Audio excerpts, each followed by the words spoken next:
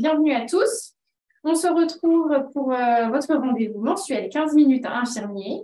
On voulait tout d'abord vous remercier puisque la dernière fois, vous avez été près de 80 à participer à ce nouveau format. Donc, on va tout faire pour poursuivre et vous proposer un format court, interactif et qui vous plaise. Aujourd'hui, pour le second numéro, on va vous parler d'un sujet actuel puisque nous allons aborder la dépendance liée au dernier avenant 10 qui est sorti le mois dernier. Donc, je me présente, je suis Mélissa, je serai la modératrice pour ce deuxième 15 minutes infirmier. Je vais m'occuper de la partie technique de ce nouveau rendez-vous et je suis accompagnée de nos deux experts. Jean-Pierre Chassigny, délégué de l'assurance maladie, bonjour à tous. Olivier Bégoc, également délégué de l'assurance maladie. Bonjour à toutes et tous. Ce qu'on vous propose, donc voilà, aujourd'hui on parle dépendance et du bilan de soins infirmiers, autrement appelé plus communément le BSI.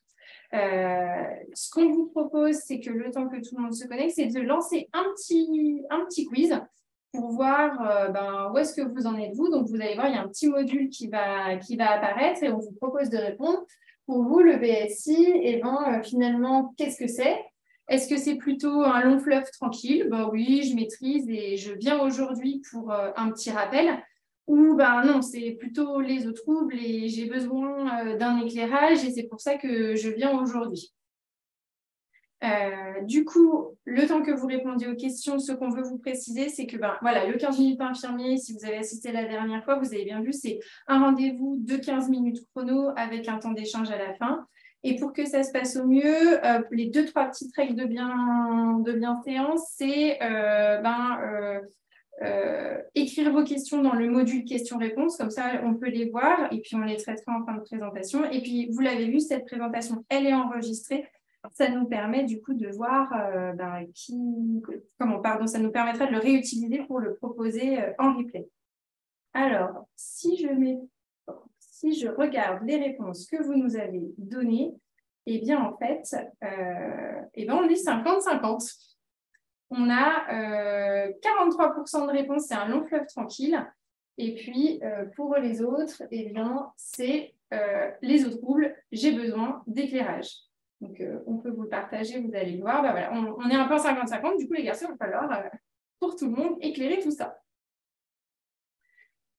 Du coup, pour commencer, Jean-Pierre, c'est quoi la dépendance? C'est tout simple. C'est une nécessité de l'aide d'un tiers, y compris le conjoint, pour au moins un des actes essentiels de la vie courante. On peut parler de perte d'autonomie compensée par un tiers. Et en pratique, quelle solution face à cette perte d'autonomie, Olivier? Alors, en pratique, tout d'abord, le médecin établit une prescription de soins pour dépendance. Il faut savoir qu'il n'y a pas un intitulé spécifique à mettre sur l'ordonnance, mais la notion de dépendance doit ressortir. L'intitulé idéal serait soins infirmiers à domicile pour patients dépendants. Une fois que l'infirmière a cette prescription, elle va donc pouvoir saisir son BSI et ça va lui permettre d'avoir un plan de soins infirmiers personnalisé. Je vous rappelle que ce BSI se fait uniquement sur Amélie Pro. Olivier, quelle est la procédure pour l'infirmière? Alors, sur Amélie Pro, c'est simple. Il faut juste aller créer son BSI.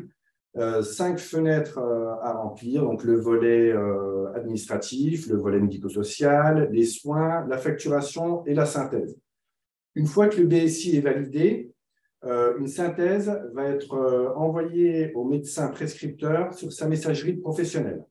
Ce dernier, il a 5 jours pour émettre des observations sur le plan de soins proposé. Suite à cela, le cas échéant, vous pouvez modifier le plan de soins et après, vous pouvez le clôturer. Il faut savoir que le BSI est valable 1 an, à moins que le médecin sur la prescription ait mis 6 mois, mais sinon, c'est une durée de validité d'1 an. Il est renouvelable sur une nouvelle prescription à partir d'1 an. Sachez que vous pouvez, si l'état de santé du patient évolue au cours de l'année, effectuer 2 BSI intermédiaires à votre initiative. Alors, ce BSI sur Amélie Pro comprend plusieurs paliers en fonction de l'état de dépendance de votre patient. Quels sont les différents paliers et comment est calculé ce niveau de forfait, Olivier? Alors, c'est en fonction des données collectées sur l'outil BSI. Donc, le niveau de forfait, le niveau de forfait sera déterminé par un algorithme. Donc, pour un patient concernant une prise en charge légère, il s'agit d'un BSA à 13 €. Pour une prise en charge intermédiaire, un BSB à 18,20 €. Et concernant un patient avec une prise en charge lourde, un BSC à 28,70 €. On rappelle que le forfait doit être facturé une seule fois dans la journée, quel que soit le nombre de passages. C'est un point important, effectivement. On reviendra dessus. La saisie du bilan initial est réalisée de la manière suivante. Bon, je parle de saisie, ça veut aussi la facturation. Donc, BSI initial, 25 € avec un DI de 5. Concernant le renouvellement, le BSI renouvelable après 1 an, elle sera facturée 12 € DI 1,2. Et si l'état de santé de la personne change, vous pouvez faire un BSI intermédiaire facturé 12 € DI 1,2. Comme vous l'a dit Olivier, vous pouvez facturer jusqu'à 2 BSI intermédiaires par an maximum. Nous avons aujourd'hui une information très importante sur l'actualité. Nous avons la signature de votre avenant 10. Olivier, peux-tu nous apporter des précisions concernant la facturation et la saisie? Alors, c'est important. Effectivement, il faut bien distinguer la saisie du BSI et la facturation. Depuis maintenant un an et demi, la saisie du BSI a été étendue à tous les patients, quel que soit leur âge. Par contre, la facturation, elle, diffère en fonction de l'âge du patient.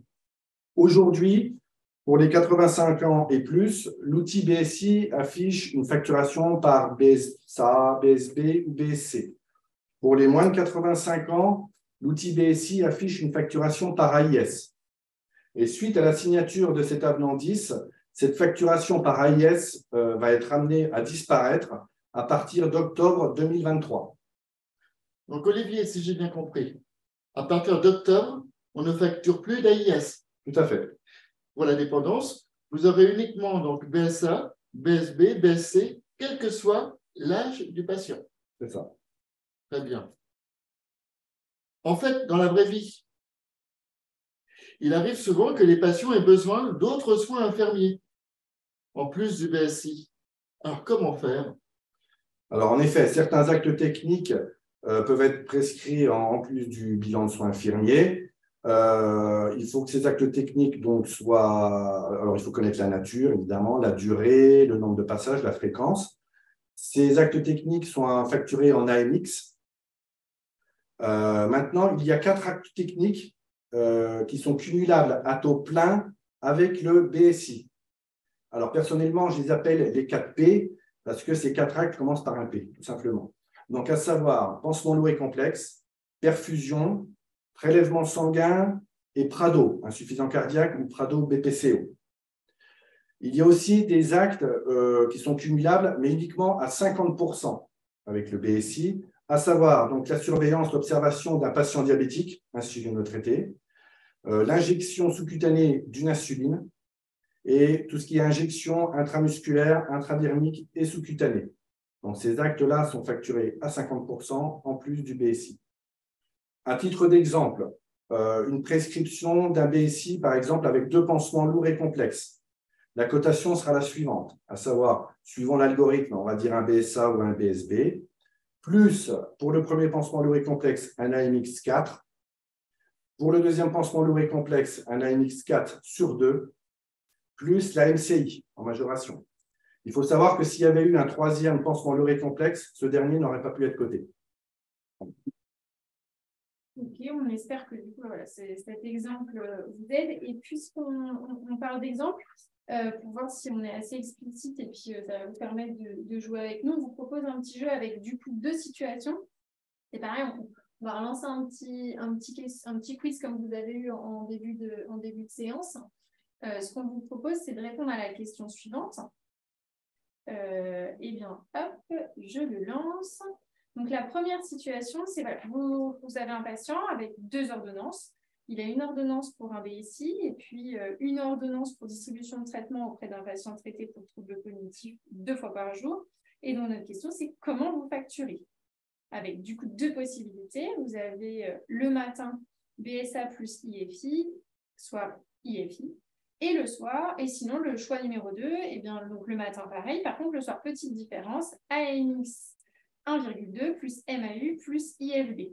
Donc, c'est le moment, testez, enfin, lancez-vous. On est là pour voir comment ça se passe sur le terrain et puis comment on peut vous éclairer par rapport à ce petit questionnaire. Alors, je vois que pour le moment, on a une petite dizaine de répondants. Je vous laisse encore quelques secondes pour répondre et puis après, on va mettre fin au petit sondage. Ça grimpe, ça grimpe. Vous avez quasiment tous répondu. Allez, je mets fin au sondage et je vais partager les résultats. Eh bien, c'est assez partagé. On a 64% d'entre vous qui pensent que c'est la réponse 1 et 36% qui pensent que c'est la réponse 2. Jean-Pierre, quelle est la bonne réponse? Alors, en fait, la première réponse est la bonne. Le matin, BSA plus IFI et le soir, uniquement IFI. En fait, je vous rappelle que le BSI ne se facture qu'une seule fois par jour et par patient. Une petite remarque, attention au cabinet de groupe, une seule infirmière peut facturer d'ailleurs. Donc, et surtout, pourquoi? La surveillance et la distribution de thérapeutique orale ne justifient pas à elles seules de faire un BSI. Voilà, pour ceux qui du coup avaient répondu la deuxième question, n'hésitez pas à revenir vers votre délégué d'assurance maladie si vous avez besoin de plus d'éclairage. On espère en tout cas que cet exemple vous aide. Ce qu'on vous propose, c'est d'en faire un petit deuxième. Donc là, deuxième cas, c'est pareil, un petit quiz qui va revenir. On le lance. Donc là, autre situation. Vous avez un patient insulino traité, BSI avec 2 passages par jour.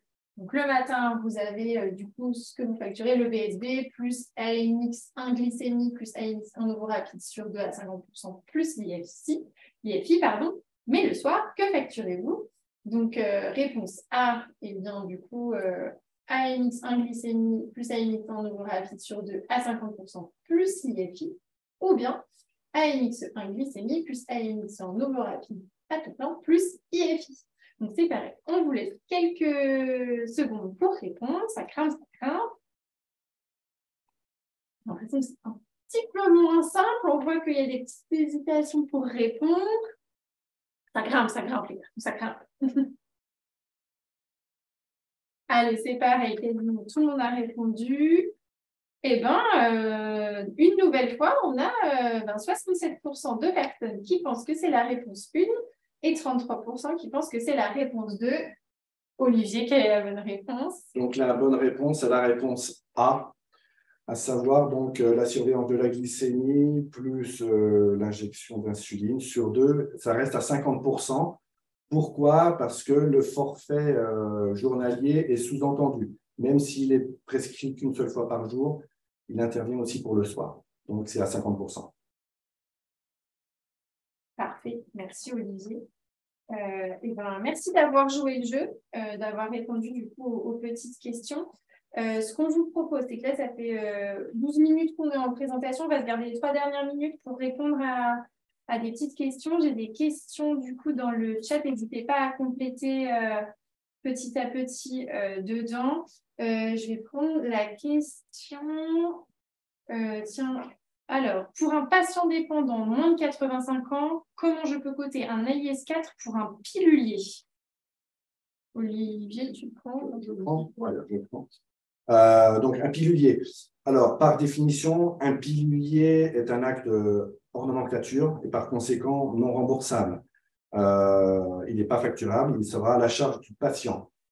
D'autre part, comme on l'a rappelé lors du 15 minutes précédent infirmier, il y a 3 semaines, le pilulier ne pourrait à lui seul justifier l'utilisation d'un forfait. Ok, très bien. Alors, je vois vos questions arriver petit à petit. Alors, pour information, dans les cas très particuliers, j'ai des questions dans le chat où du coup, on est sur du cas patient très individuel. Pour le coup, on ne répondra pas maintenant parce que voilà, c'est lié à un cas patient bien particulier.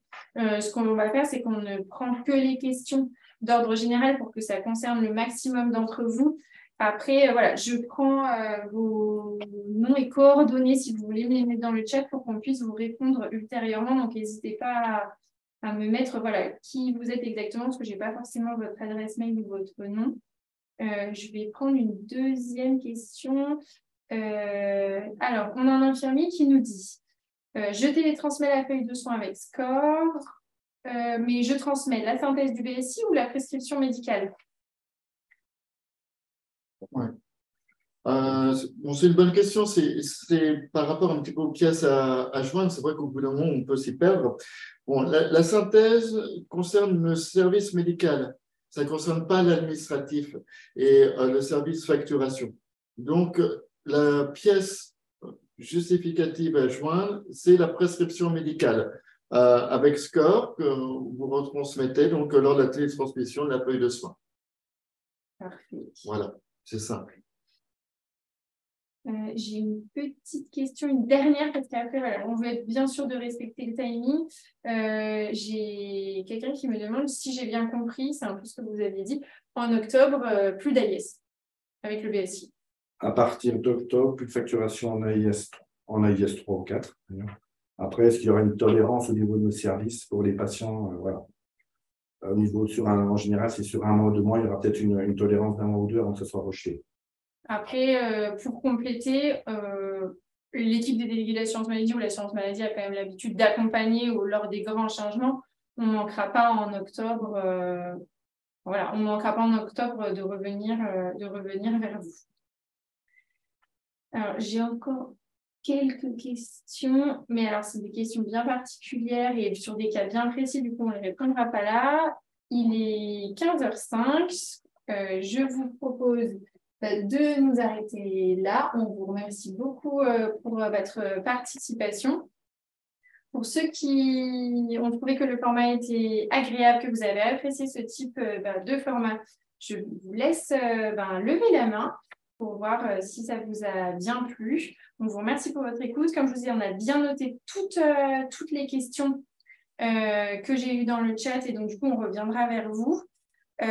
Comme le mois dernier, on va vous envoyer en début de semaine prochaine par mail le lien qui contient le rappel des principales informations qu'on vous a données aujourd'hui avec le lien du replay d'aujourd'hui. En tout cas, on vous souhaite un bel été, une bonne fin de journée, de bonnes vacances pour ceux qui en ont. Et on vous retrouve à la rentrée avec notre prochain 15 minutes qui sera le jeudi 21 septembre à 14h45. Et cette fois-ci, on parlera de téléconsultation. Merci beaucoup et bel été à tous.